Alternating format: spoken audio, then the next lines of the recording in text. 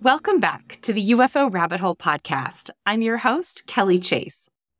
I have an incredible guest for you guys today. But before we dive into that, I just wanted to take a quick minute to thank everyone who reached out to me after the last episode in which I shared my own anomalous experience. I received literally hundreds and hundreds of messages from people offering their support and encouragement, many from people who had had their own similar stories to share.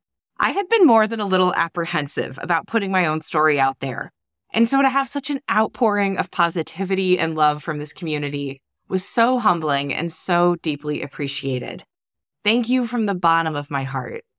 There were more messages than I could ever hope to respond to, but please know that I have read every single one and that they mean the absolute world to me. And if you're someone who is just sharing their story for the first time, or even maybe just starting to recognize that you had an anomalous experience of your own, please know that you aren't alone. There is a giant, big-hearted community that you can plug into if you're looking for connection and support. As always, I recommend that people check out the Experiencer group, which is an incredible community that I'm proud to be a part of. They hold regular, anonymous support calls, as well as hosting lots of great online community events. There's also a lot of deep conversations on these topics happening in the UFO Rabbit Hole patron community, on our twice-monthly Zoom calls, and in our private Discord. I'll link to both of those in the episode description. The next episode in that series will be out in a couple of weeks. As I hinted at in the last episode, my experience is just the very tip of the iceberg of a much larger story that has unfolded in the years since. It's truly the strangest and most unbelievable thing that's ever happened to me. I can't wait to share that with you. Okay, moving on. In today's episode, I had the absolute honor of speaking with one of my personal intellectual heroes, Bernardo Kastrup. Bernardo Kastrup is the executive director of the Essentia Foundation. His work has been leading the modern renaissance of metaphysical idealism, which is the notion that reality is essentially mental. He has a Ph.D. in philosophy with a focus in ontology and philosophy of mind, and another Ph.D. in computer engineering with a focus in reconfigurable computing and artificial intelligence. As a scientist, Bernardo has worked for the European Organization for Nuclear Research, or CERN, and the Philips Research Laboratories, where the Casimir effect of quantum field theory was discovered. He has also had a 25-year career in high technology, including having co-founded the parallel processing company Silicon Hive, which was acquired by Intel in 2011. Bernardo Kastrup is also the author of 11 books. I basically have an entire Kastrup shelf in my office. His book, Meaning and Absurdity: What Bizarre Phenomena Can Tell Us About the Nature of Reality, is, in my opinion, one of the most important books written on the UFO phenomenon. I can't recommend it highly enough.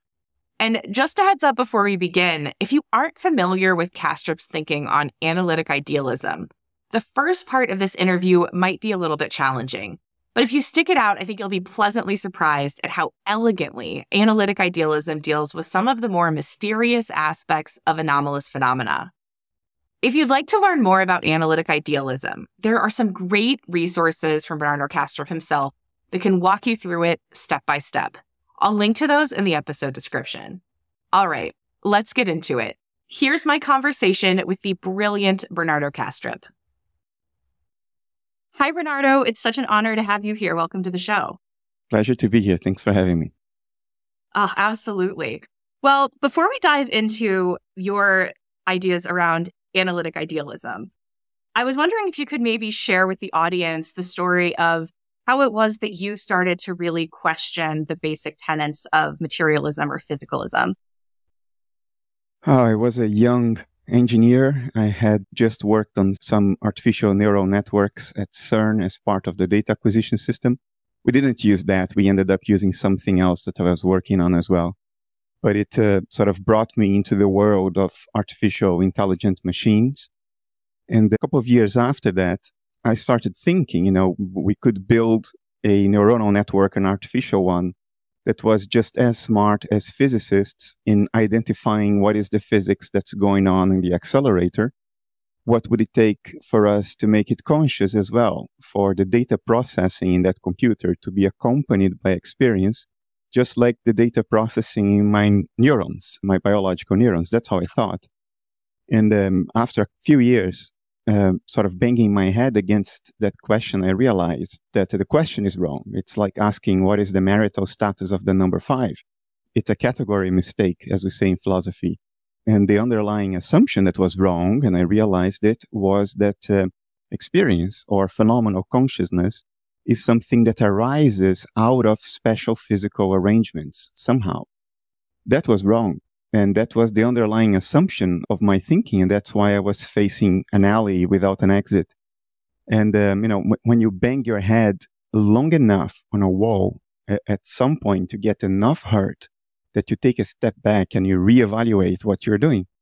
And when I did that, it became clear to me that the notion that there is an external world, which there is, it's obvious, an external world beyond our individual minds, that does not entail or imply that such an external world is non-mental. Your thoughts are mental and they are outside my individual mind. From my perspective, your thoughts are objective. But from their own essential perspective, they are eminently subjective. Same holds for the world. So the idea was the world is made of mental states. They are not my mental states or your mental states. They are out there, but they are mental still. So there is something it is like to be the world out there. It is a universal mind, if you will.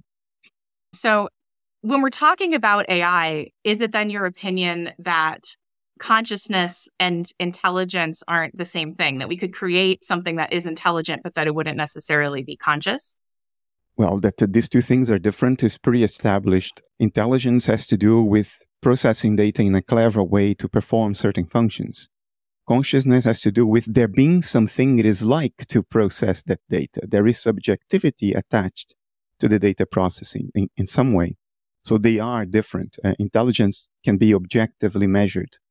Consciousness is very hard to measure objectively. And even if at all possible, through theories like integrated information theory, which I think is largely correct, even then it can only indirectly get a measure of consciousness. It's never direct.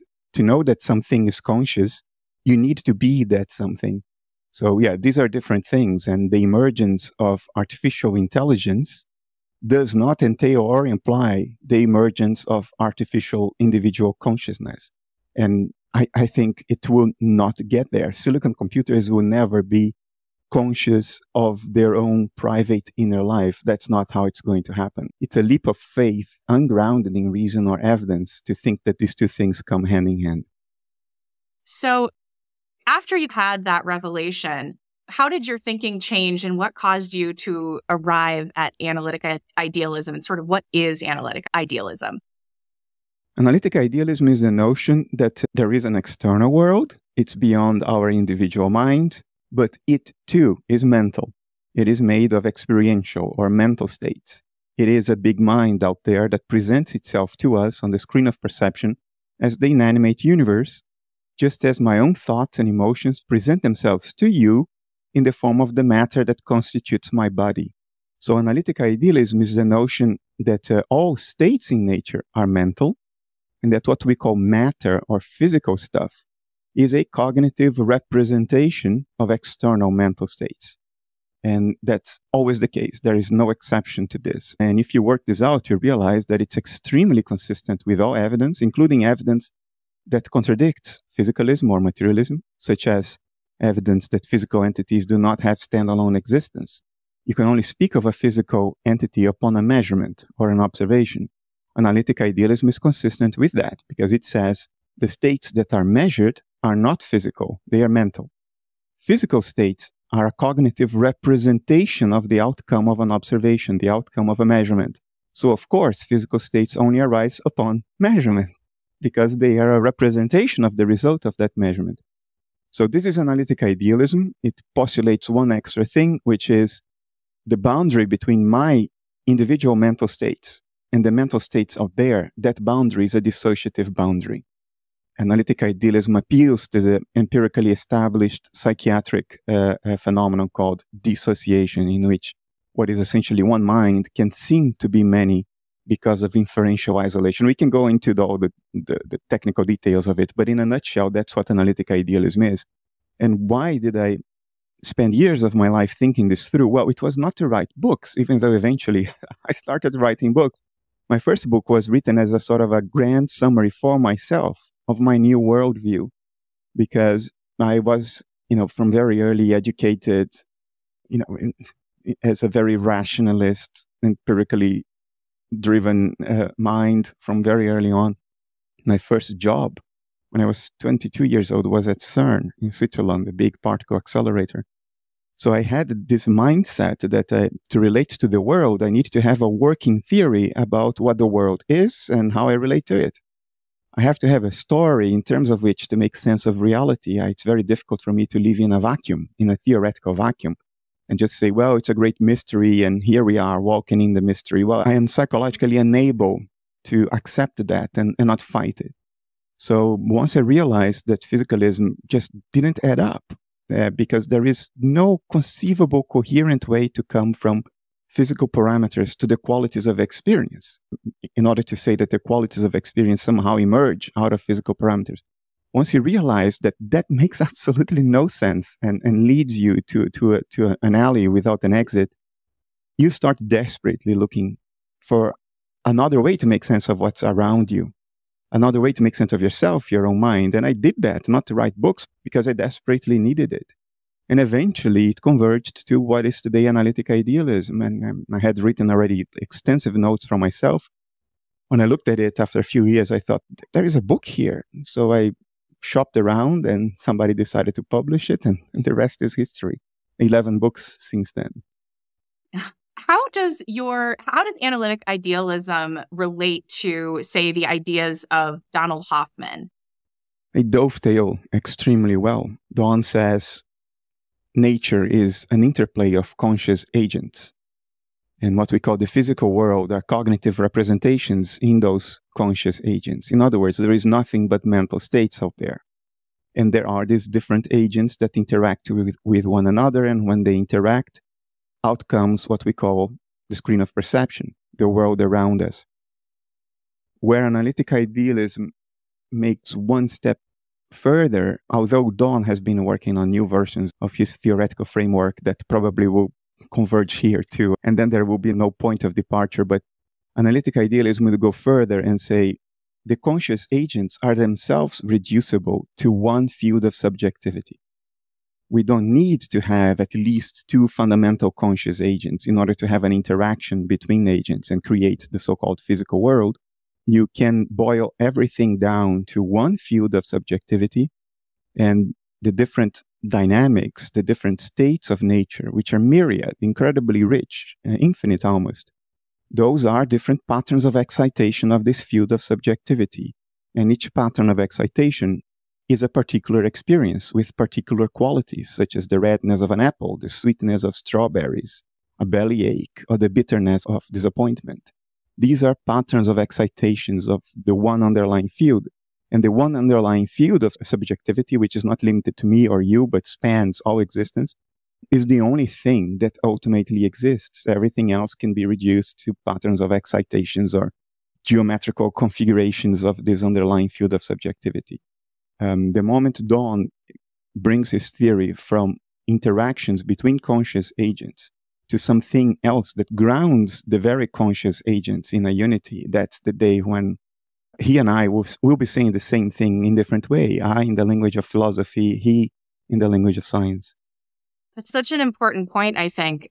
I've seen in myself and in other people that I've talked to about this subject that letting go of materialism or physicalism is one thing, but then really starting to accept that the nature of the world is mental can be a hard barrier to overcome, because we tend to think if our life is something like a dream, then why doesn't it behave in the way that a dream does? Like last night, a character from a TV show I just watched was with me in my old high school. So why is it that the world seems to continue on regardless of what we think about it? And I think that that's a hard concept sometimes for people to grasp. Oh, the answer is because when you dream at night, the dream is in you. It's your individual mind that's generating the dream, and it's unmoored. It can do whatever it wants. But in the case of reality, this dream around us is not ours. We are inserted in the mental activity of something else that we have no control over. And this bigger mind within which we are inserted, because we are dissociated aspects of it, it didn't have to be subject to the natural selection pressures that individual human minds were selected for. Our minds have evolved in this planetary ecosystem, this rock we call Earth, and it has evolved to do the best it can in the face of limited ecosystem resources, limited ecosystem opportunities, and plenty of ecosystem threats. So our mind has evolved to be reactive, and reactive minds tend to behave in irregular ways because they have to react to irregular environmental challenges and opportunities.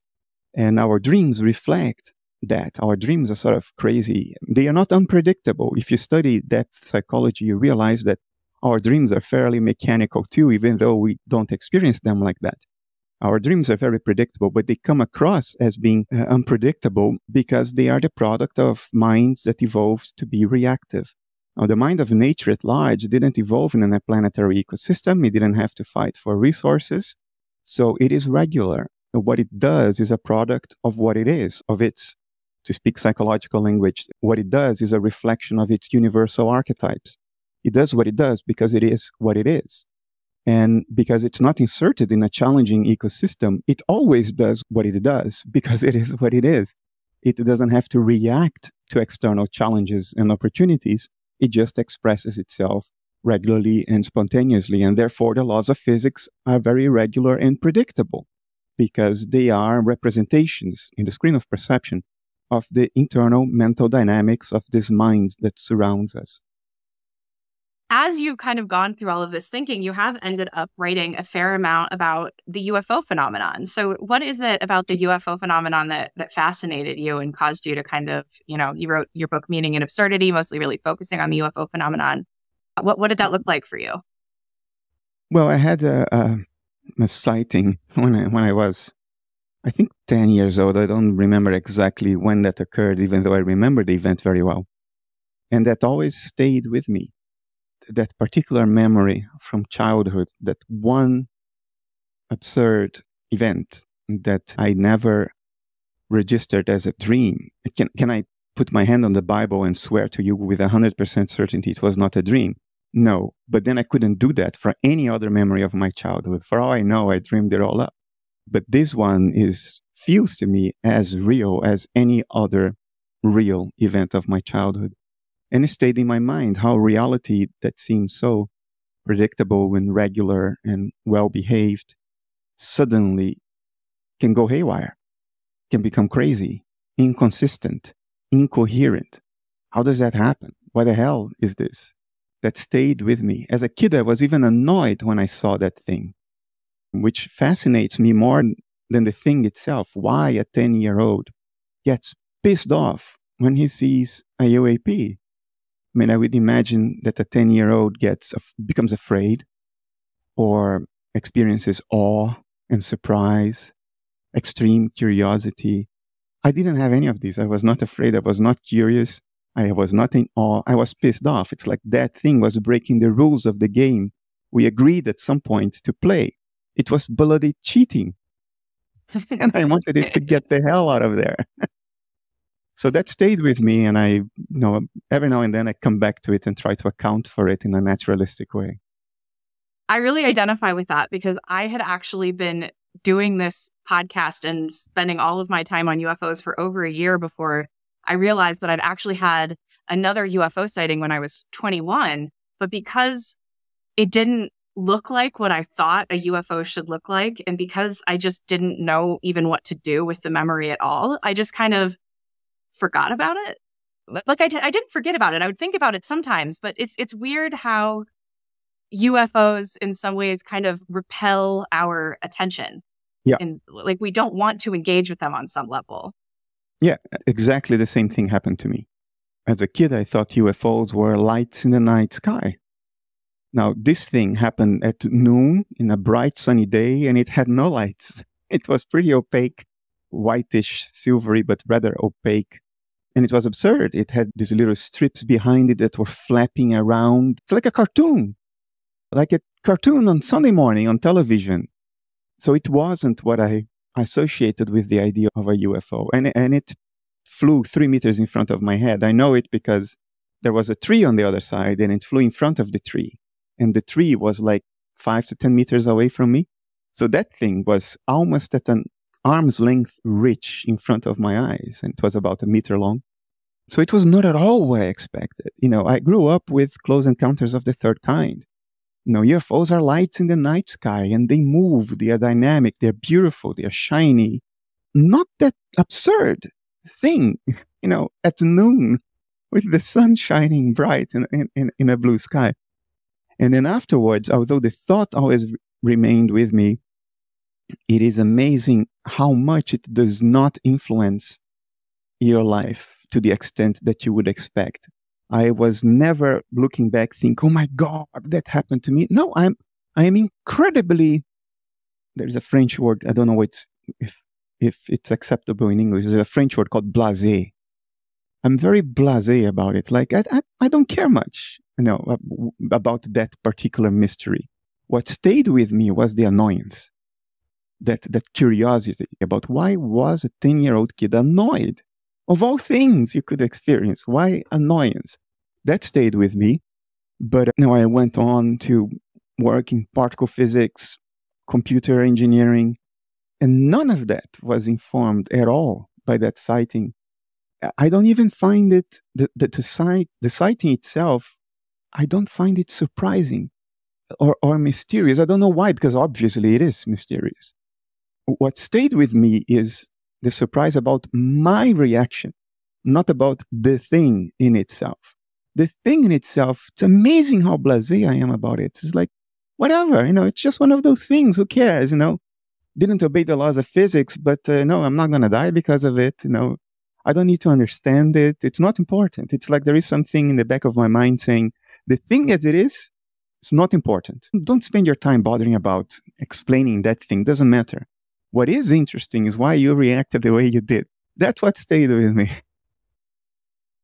It is interesting because so many stories of UFO encounters involve that element of people behaving in a way in response to this sighting that seems nonsensical or absurd, where they'll stay and watch some fantastic thing happen in the sky, and then they'll just go back in and watch television and not even, like you think you're going to pick up your phone or you're going to try to take a video or you're going to maybe call the police or you're going to call your friend. But a lot of people just kind of move on. And then when they realize later and they look back on that, they can't explain why it was that they behaved in the way that they behaved. So what is it about that kind of absurdity that just causes it to kind of just wash off of us, or we can't engage with it?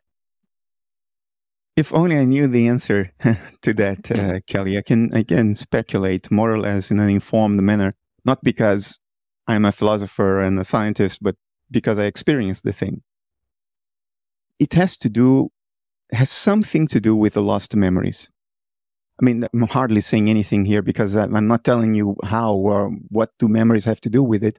I don't know, but my gut feeling is that we react the way we do because there is something we know that we don't remember.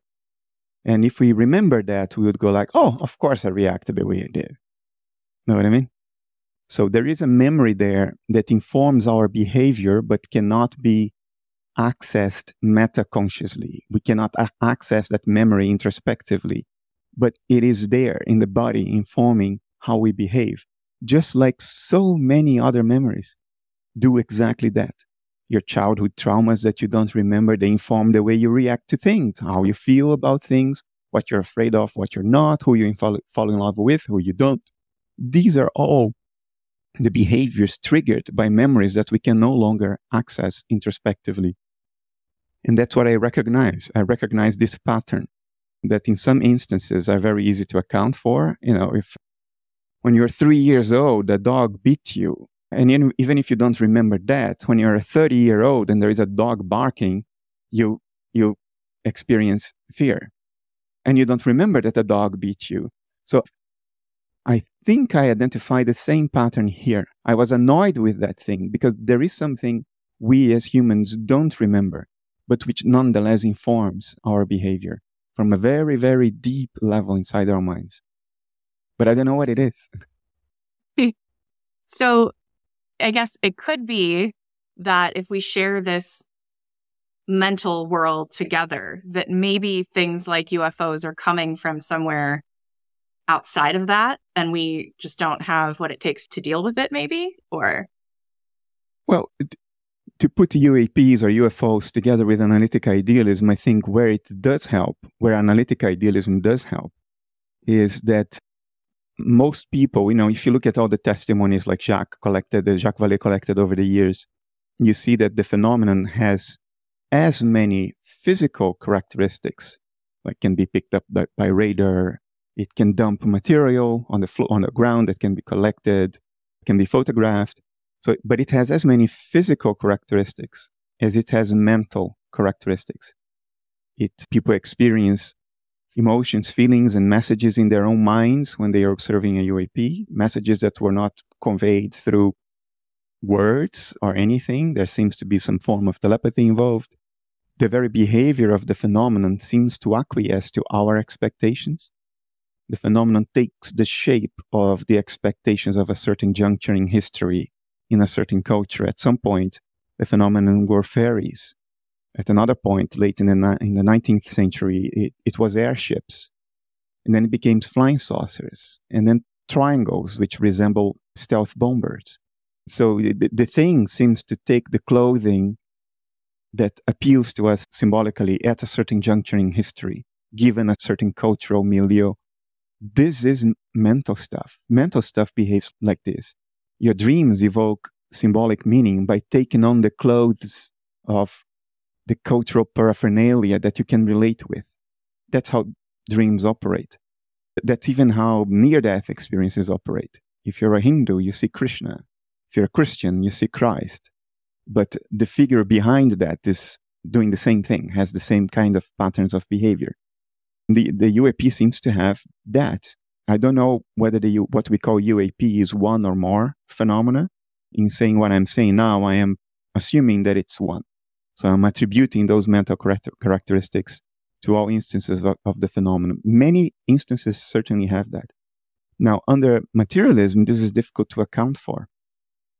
Because if physical stuff is fundamentally non-mental, there is absolutely no reason for us to conceive of physical stuff as having mental characteristics. Well, why would it have? It's dead stuff. It's not experiential. It's not mental. It's not symbolic. It's not metaphorical.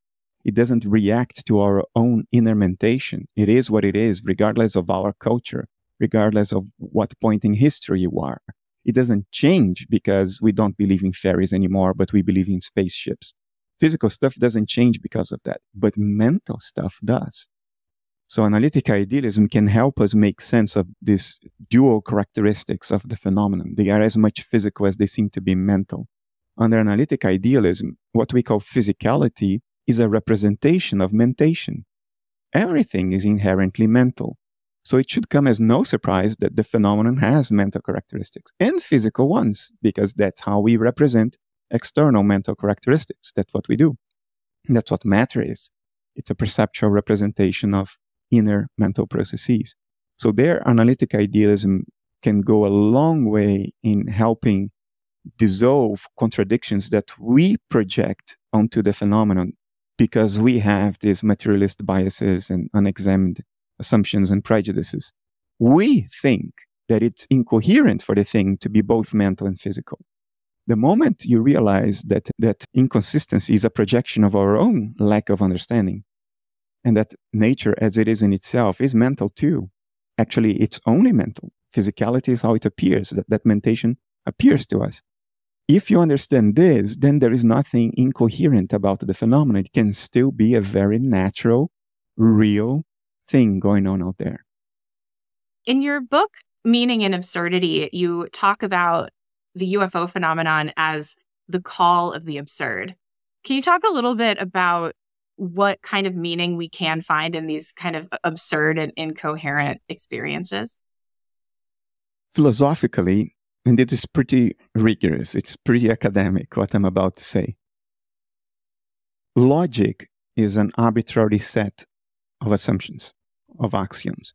You cannot logically defend the validity of logic without circular reasoning. To logically defend the validity of logic, you have to assume that logic is valid, which is the very point in contention. So we call it begging the question in philosophy. You cannot argue for the validity of logic without begging the question. Logic is arbitrary. We adopt it unconditionally because the axioms of logic seem self-evident to us and seem to dispense with the need for argument or proof. I mean, it's self-evident that if A equals B and B equals C, then A equals C. We think that's self-evident. That's one of the 5 axioms of our current logic, which is called Aristotelian logic. Another one is the so-called law of excluded middle. Every statement about nature is either true or false. It cannot be both, and it cannot be neither. That's the law of excluded middle. It's another axiom of Aristotelian logic. There are 5. But Aristotelian logic is not the only logic that is out there. There is also, for instance, intuitionistic logic, which gets rid of the law of excluded middle. And it's important. Bear with me. If you believe in the law of excluded middle, then things are either true or false. They cannot be neither, and they cannot be both. So you can prove that something exists by proving that it cannot not exist. Right? If you prove that it cannot be false, then it can only be true. That's the consequence. And what this means is that you can prove the existence of things that you know nothing about. You don't even have a single example of them. You don't know what they are. You don't know what you're talking about. Just because you abstractly proved that they cannot not exist, you've proven that something you've never seen, that you can't even conceive an example of, exists. This doesn't seem to be valid, right? I mean, all the axioms of logic, once you start elaborating on their implications, you find reasons to question them all. And what I'm trying to say with this is that empirically, logic seems to hold most of the time. We think logically because logic is self-evident to us, and we apply that to nature, and most of the times it works. But sometimes it doesn't. And that's what we call high strangeness phenomena. And they have been reported throughout history. Obviously, they are as much a part of nature as the rest that behaves nicely and well-behaved according to our Aristotelian logic. But we set those aside because otherwise we would have to contradict, our prejudices, our ways of thinking. But nature doesn't give a damn that logic seems self-evident to us. Nature is what it is. It doesn't care what we think is logical or not. Nature does what it does, irrespective of us. Its external mental states, they are out there. And that's the difficulty we have. We are primates that have been running around this block for about 200,000 or 300,000 years. In other words, the blink of an eye, and sporting an intellect for only about 30 to 50,000 years, which is not even the blink of an eye. It just happened. It just happened.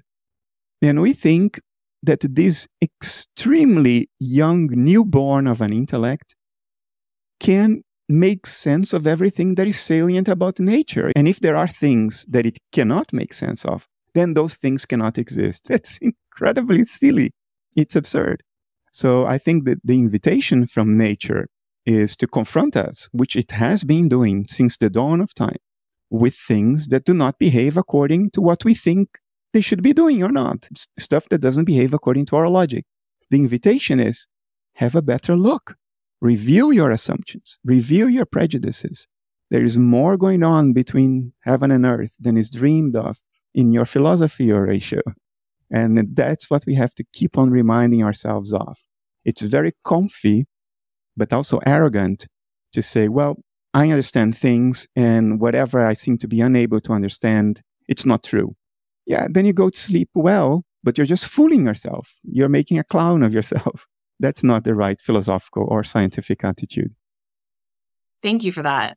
The call of the absurd reminds me of, in the hero's journey, the call to adventure, where there's this moment where the hero recognizes that the world that they live in isn't quite what they thought it was.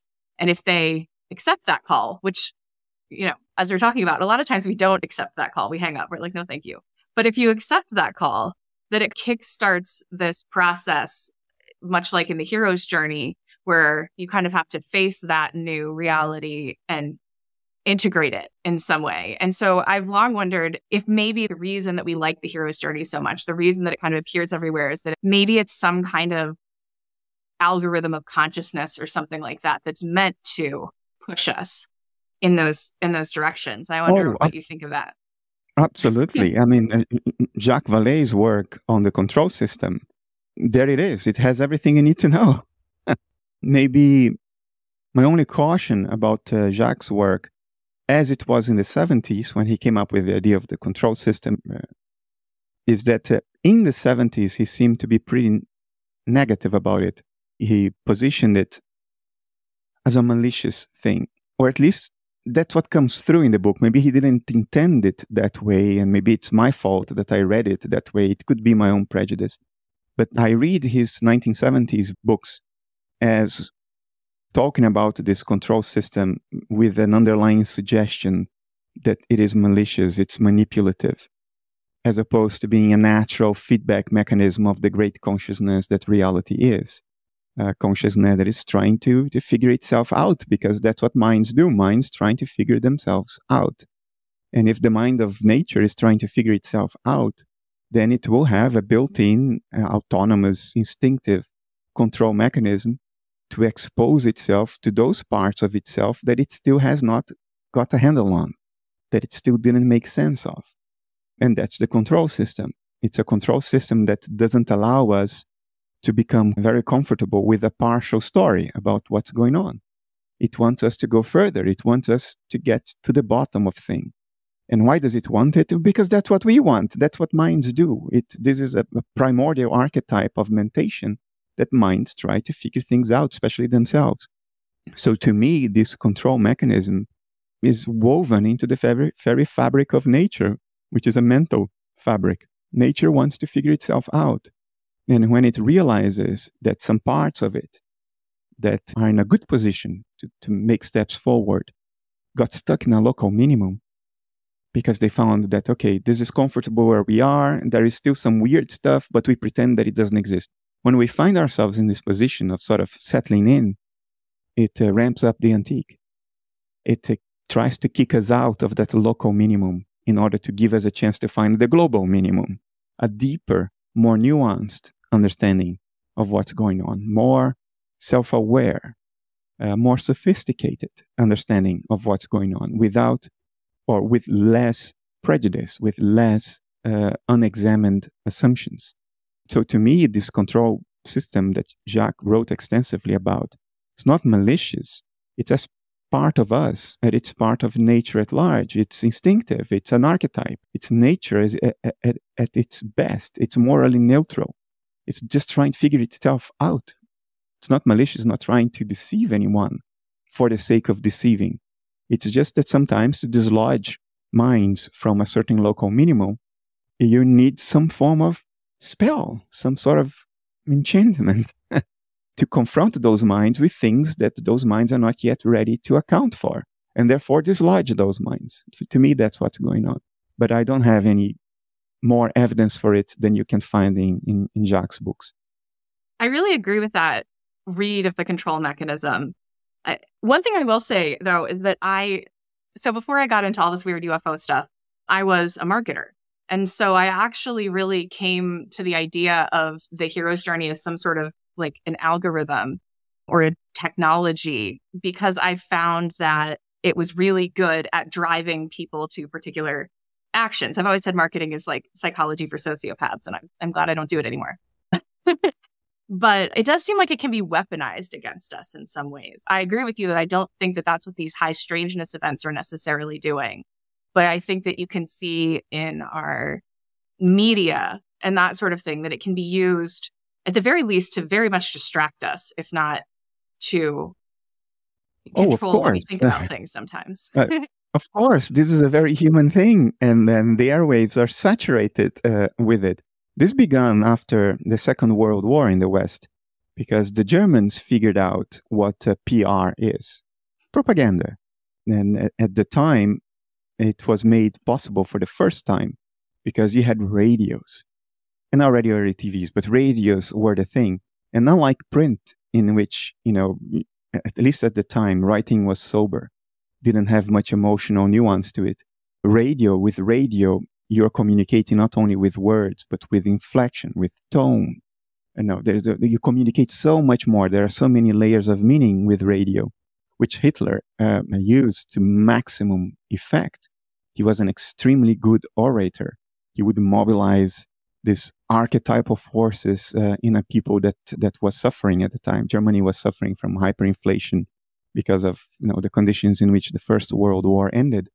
And the German propagandists weaponized it to extremely high effect. And the West realized it. And so after the end of the Second World War, they studied how it was done by the Germans, and they improved on it. And that became PR, and eventually became consumer marketing, not business-to-business marketing. I've done that. It's a very different beast. It's much more objective, much more rational, grounded. But consumer markets and political campaigning are weaponizations of this way to manipulate people by seizing what they think is important to them and then weaponizing it for somebody else's agenda. So they latch onto what's important to you, which may have nothing to do with somebody else's agenda, but they latch onto what's important to you, and through discrete, intelligent steps of manipulation, they mobilize you as a force to achieve their agenda. So this is in marketing, this is in politics, this is what's happening. This is reality right now. We have become disconnected with the true reality. What we take for reality is this conceptual tiling of the world around us that is created by propaganda, marketing, political campaigning. We have become very disconnected from what is truly going on. Absolutely. To shift gears a little bit, I'd love to circle back to an idea you touched on a little earlier, this idea that the phenomenon can be both mental and physical at the same time.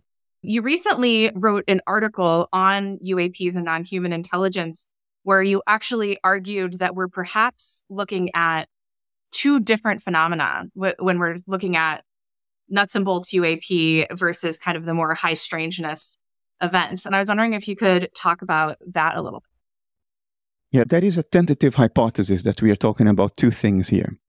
I am not married to it. I would prefer to think that we're talking about only one thing. But in science, a mistake people often make is to conflate two different things as if they were only one, and then it becomes impossible to account for it because what you think is one phenomenon has internally contradictory features, which throws you for a loop. But if you'd realize that you're talking about two different things, then those internal contradictions disappear because these are two different phenomena. So in science, often it is important to start from the assumption that we are seeing two different things and then wait for positive evidence that it's in fact only one thing and then make that step. But not put them together already from the beginning when it's clear that there are features that are internally contradictory if you do that. So I'm saying this because my separating the issue is a methodological step, not a reflection of what I actually think is going on.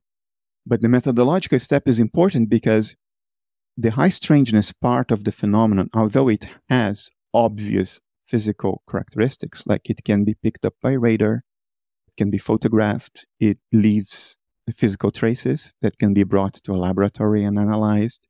It has certain spectral outputs that can be measured. It is also a kind of changeling. It adapts to the witness. It adapts to the observer. It seems to communicate directly with the observer.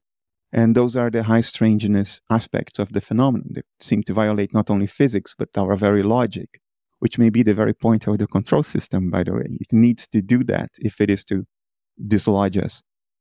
So this is how I understood the phenomenon until 2017. I would expect that the phenomenon has physical characteristics, but not stable ones. In other words, yes, there is something in the sky that can be picked up by radar, But one person sees one thing, another person will see another thing, and both can be picked up by radar. But the other physical aspects are changing. They are adapting. They have this high strangeness feature. And if that is true, if that's all there is to the phenomenon, I would doubt you can take one of those things and put it in a hangar for 70 years, and it looks the same still, regardless of who enters the hangar and pulls out an X-ray machine to try to figure out what it is. I would also not expect that aliens whose physical appearance adapts not only to the witness, but the state of mind of the witness. If you read Whitley Strieber's latest called Them, which I recommend, there is one instance in which a witness sees 3 aliens and then starts wondering why they have no hair. And then instantly one of the aliens grows a full head of hair in front of her. So this is the high strangeness part. This is the mental control system. I would not expect you to be able to take that alien, kill it, and put it in a freezer for 70 years and go back and have a look and it's still the same. I wouldn't expect you to be able to slice, pieces of tissue to put under a microscope. I would not expect any of these things. But then David Grush. And although, as far as we know publicly, David did not witness things themselves, I think it is impossible to dismiss what he's saying by assuming completely arbitrarily that he's lying or that he's crazy, like some people did. Some physics professors, very famous ones, insulted a veteran who was in harm's way to defend his country. I find this just abominable. I feel nauseous about this. I will name the physicist, Sean Carroll. So I feel, because I'm too committed to truth, I feel I am unable to dismiss what David has been saying, especially because it's being sort of confirmed by several other people who are willing to put their names. They are not giving interviews in which only a silhouette appears and their voices are distorted and they are described as a senior intelligence official. No, it's their names. They are who they say they are. This is not in question. We are not back to the 1980s and Bob Lazar. These people are who they say they are. They studied where they say they studied.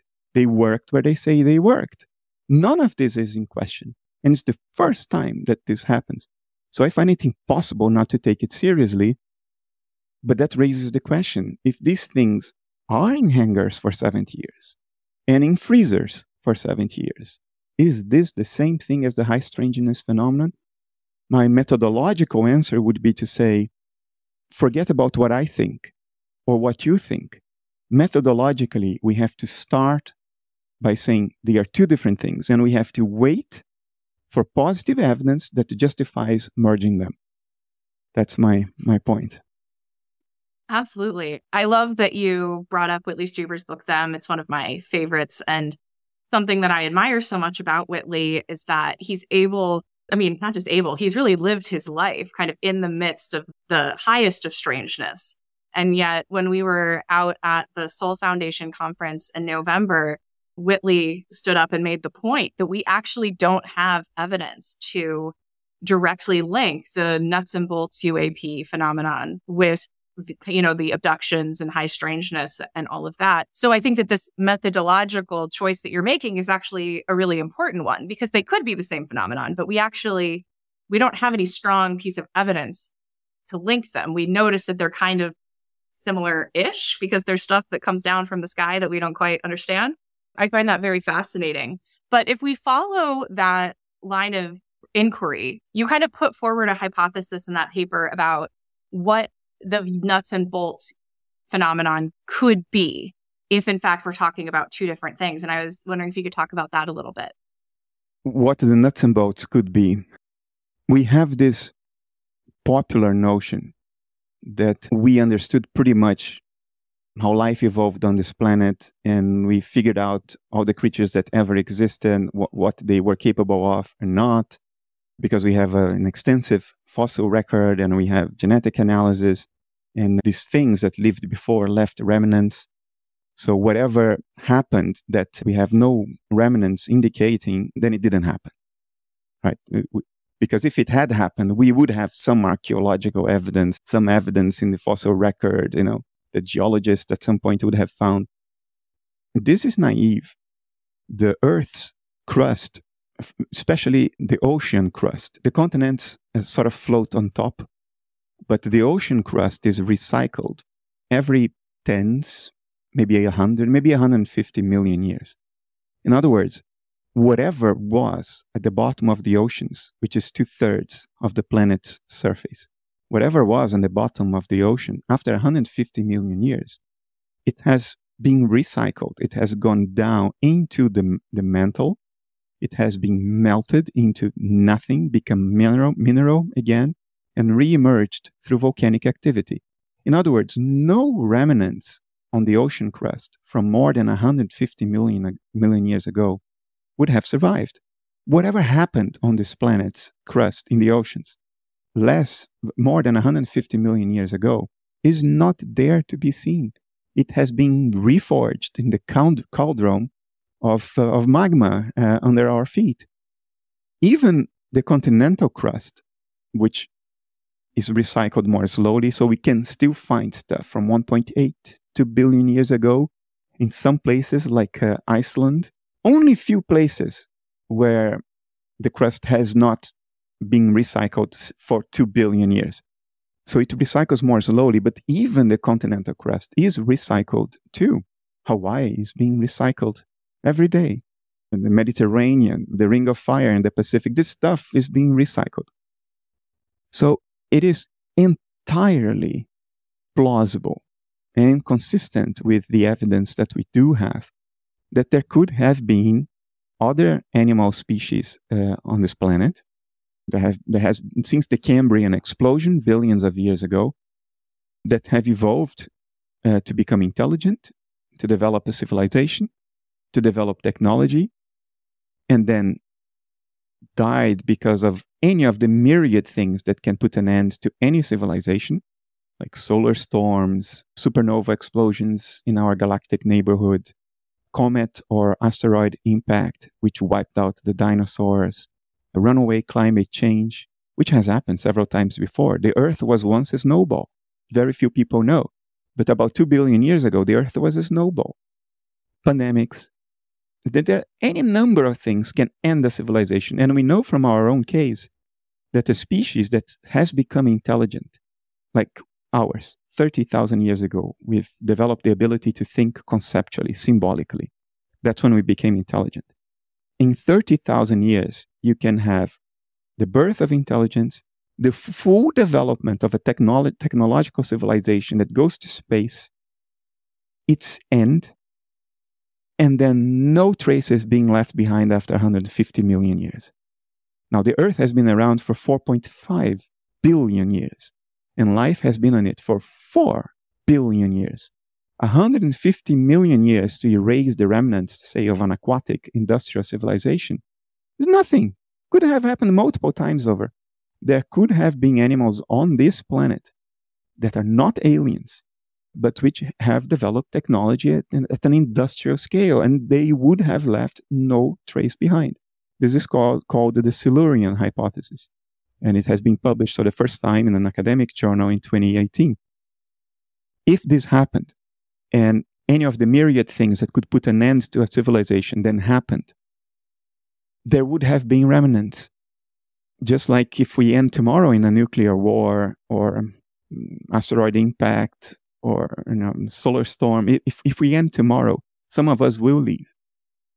And they will go underground or underwater because the surface of the planet is extremely fragile, vulnerable, like the dinosaurs found out, to asteroid impact, vulnerable to weather that can destroy your food sources, can destroy your places of living, vulnerable to space radiation, like supernova explosion that would fry all of us if it happened tomorrow. And it has happened in the past on this planet. We have evidence for that. So they would be aware of all this. And the few remnants that would have survived and maintained some of their technology, because their technology would probably be miniaturized by now, would not require large industrial parks, just like the direction we are going with 3D printing, modular nuclear reactors that you can bury in your backyard. We are going the same direction. They would have had that. And they would probably make a home for themselves under the roof and let the monkeys run amok on the roof. That's us.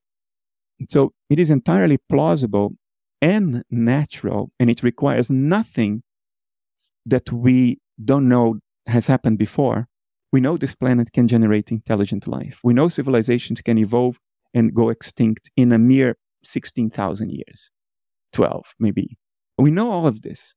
So it could have happened before. And we know that if it did, it most likely would not have left any archaeological or geological signs in the record. So the nuts and bolts UFOs may be just as terrestrial as we are. And if that is the case, then the behavior we see them have is entirely consistent with this hypothesis.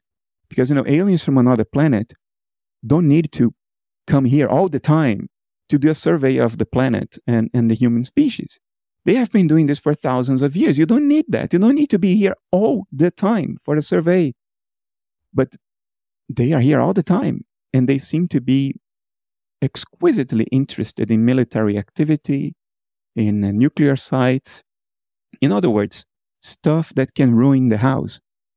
So you let the monkeys run amok on the roof for as long as they cannot destroy the house. But once they start getting capable of ruining the whole thing, you would become very interested in monitoring the situation because it's your home too. So their behavior is entirely consistent with the notion that they are terrestrial. They're not human, but they are terrestrial. And I think this is the simpler hypothesis. And methodologically, we should separate this from the high strangeness phenomenon. However, informed by analytic idealism, there could be a way to reconcile the two and realize that they are not two, in fact, that they are two different phases or aspects of the same thing. An advanced civilization on Earth, if it survived long enough, would have understood that reality is mental and would have figured out ways to hack it. Just like we will do. Imagine where we will be 500 years from now. Look at where we were 500 years ago, 1524. Look at our development in terms of science, philosophy, technology. Look at where we are now. Now project another 500 years into the future with all the exponential growth of innovation. And you realize that we, too, in 500 years, probably will be able to hack the mind of nature. And then physical law, physical limitations, we have a much lesser meaning. It will become a game, not something that rules your life. They may have achieved that. And they may be part of the control system. Maybe this whole thing, maybe the monkeys on the roof are an experiment. We don't know. But until we have positive reasons to start speculating in this direction, I think we should keep these two things separate and go for the simplest, most naturalistic explanation that we can possibly have. And that's what I tried to do in that article. What I love about all of this is that it suggests that the world is much weirder than we've been told. And it seems like we're at this phase of human development where suddenly we're starting to realize that physicalism isn't the whole story. And we're perhaps even starting to realize that there's non-human intelligences that are here and maybe have always been here. And there's the rise of AI at the same time, and there's so much happening at once. It does feel like we're on the cusp of a really big shift. What do you make of this moment in time and all of this kind of happening at once? We are clearly on the cusp of a shift that is already happening in terms of our understanding of nature from a metaphysical perspective. Already, today, the mainstream position in philosophy of mind is that mental states are not reducible to physical states. This is mainstream already. So physicalism in philosophy of mind is no longer really mainstream. It's still alive, to some extent surviving, but most philosophers of mind and most honest, open neuroscientists already acknowledge that we cannot explain experience purely in terms of the physical aspects of the brain. There is something else going on here. This doesn't mean dualism, doesn't necessarily even mean idealism. It's this realization that there is more going on than we thought, than we would like to think. It is already happening. We are not at the stage yet where the culture has converged, has achieved some kind of consensus around an alternative. I think we are well on the way to that. I think the alternative will be some form of objective idealism, such as analytic idealism. this is happening. At the same time, Kelly, there is a sense in which we have always been in a transition moment. Our parents thought the same. Their parents thought the same. The Second World War was a transition moment. The end of the Cold War was a transition moment. The Franco-Prussian War of 1870 was a transition moment. Colonialism in the 16th century was a transition moment. Now, civilizations are ending all the time. The Roman Empire ended in the 4th century, and we went back to a primitive state of life for 1,000 years before the Renaissance. 1,000 years of going backwards before the Renaissance and then the Enlightenment. And our ancestors have always been wrong about a great many issues. What's the chance that we aren't? There's zero. What's the chance that monkeys that have been sporting an intellect for about 30,000 years have understood everything there is to be understood about nature? I mean, it's ludicrous. There's a lot more going on than we dream of. And we're bang in the middle of that mystery. What is different now is that when it came to our ancestors, they were more open to the mystery. They were more open to the idea that there's more going on and they can figure out. But we, since the middle of the 19th century, we've developed this tendency to think that we figured it all out. We want to believe that. And every time that science and philosophy prove us wrong, we make one small step forward and say, now we really have figured it out. Lord Kelvin said in the turn of the 20th century that physics was done. That all we needed to do now was dot the I's and cross the T's, more refined measurement. And then came Einstein and special relativity.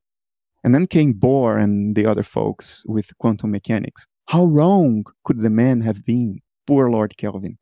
But we are attached to this notion that we now figured it out. And the reason for that, now it's a lot of sociology, cultural history here, but when, as Nietzsche said, when we killed God around middle of the 19th century and we stopped believing in transcendence, we stopped believing in mystery. We became Prometheus-like creatures. We thought we had the fire of the gods. We thought we figured it all out. And then the psychological need to believe this preposterous idea has to do with closure. We need to have a sense of closure. And psychologically, this is an expression of what psychologists call, I forgot the technical expression now. It's a way to compensate. When you lose a source of meaning in your life, you need to, fluid compensation is the name. Fluid compensation is when you lose a source of meaning, you fluidly and instinctively look for another source of meaning because we are meaning-seeking animals. We need meaning in our lives. Transcendence was a sort of meaning. The notion that you are embedded in a great mystery, that there is a higher purpose that is not accessible to us, provides great meaning. And that's what religion used to give people. But around the middle of the 19th century, we didn't really believe that anymore. We lost that source of meaning because we lost transcendence. So we needed to fluidly compensate. What is another source of meaning? It's closure. And we know that every time that the family loses a soldier, the soldier loses their lives abroad. And the family needs closure by bringing the soldier's body back and burying him at Arlington Cemetery. That's closure. It gives us closure, and closure gives us meaning. The fallen soldier's life served a purpose. And we highlight that to ourselves by going through the rituals of closure. Science and philosophy would have done the same. The moment they lost a relationship with the mystery, a relationship with transcendence, they had to believe that they figured it all out because that's closure. You get one up on the universe. You can't stop the universe from killing you with gamma rays and cell decay. You can't stop it. You are going to die, but at least we figured it out. We got one up on the universe. We understood the bully. We can't stop the bully from killing us, but we understood it. We got one up on it. This is incredibly unhealthy. It is natural. It is psychologically natural, but incredibly unhealthy. And we are going through a phase now in which we are being confronted with the fact that we do not actually have closure. And this is painful because we have to fluidly compensate again. Which way? Well, back to mystery. It's the only way there is. Everything else is artificial. So that's the big transition now. And it's unique in history because it's the first time that we are transiting back to mystery, having denied mystery for 1.5 centuries. That is unique. Well, I can't think of a better place to leave it. Bernardo, thank you so much for this conversation. This has been an absolute joy for me, and it's so wonderful to have you. Thanks for coming on the show. It's been a pleasure.